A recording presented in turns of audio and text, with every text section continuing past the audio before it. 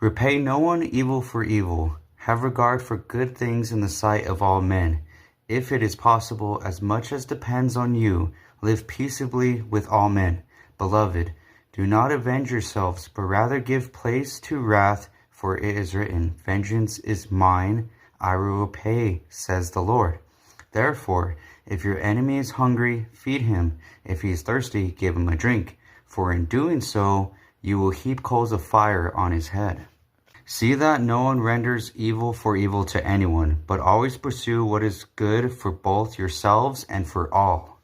And in Jesus' own words in the Gospel of Matthew, he says, You have heard that it was said, an eye for an eye and a tooth for a tooth. But I tell you not to resist an evil person, but whoever slaps you on the right cheek, turn the other to him also. You have heard that it was said, You shall love your neighbor and hate your enemy. But I say to you, love your enemies, bless those who curse you, do good to those who hate you, and pray for those who spitefully use and persecute you. Now, revenge is talked about in those scriptures quite often, and the two recurring things that we are seeing here is that one, we are told not to take revenge. Never pay back evil with evil. And instead, it reinforces the idea that instead of paying back evil with evil, pay back evil with good. Bless them, pray for them, do not seek revenge. Because in the grander scheme of it, revenge is a fool's version of glory. And no amount of evil or wrongdoing that you do to your wrongdoer will ever take back what has been done to you in the first place.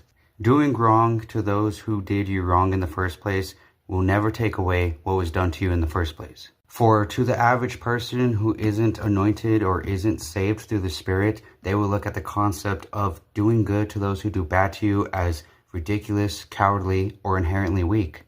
But if anything, it shows great strength. And that type of strength is the only type of strength that can only be achieved by diving into the Word, by prayer, by having a relationship with God in the first place. This also reinforces a very big weapon that is mentioned in the Bible, which is forgiveness. Jesus once said to Peter, don't forgive him 7 times, but forgive him 70 times 7. And as we go through the scriptures, we are humbly reminded that vengeance belongs to the Lord, not you. If we wish to be holy, if we wish to follow Jesus' footsteps to the best of our ability, we have to learn how to forgive. We have to learn to bless those who do us wrong, and we have to learn to never take revenge under any circumstances. And personally, if you ask me, setting this kind of example of humility is what the world needs right now.